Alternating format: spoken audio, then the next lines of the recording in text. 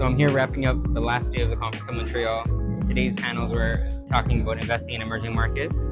And one of the more interesting things that was discussed here was that you really need to tailor your investments to support small, medium-sized businesses in the local context that you find yourself in. So we had a speaker that was talking about regenerative solutions, particularly in environmental projects.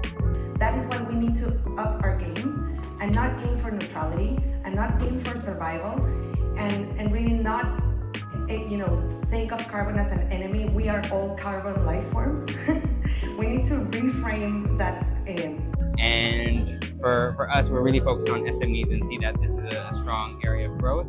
And I'm really glad it's been a full 3 days, met with a lot of people, interacted with some of the top CEOs and executives in the field. One of the ones that really stood out to me was on the panel held by the CEO of Jensen Henderson and Fiera Capital. And there was this really interesting discussion about where things are headed to. And one of the places that it's headed to is emerging markets. So Ali, the CEO of Jensen Henderson, noted that the second best performing stock market is actually in emerging markets.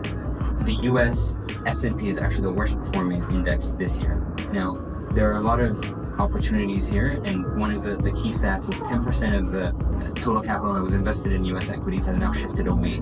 And this capital needs a new way to kind of generate these strong returns. The other strong kind of takeaway advice was that the growth of SME investing.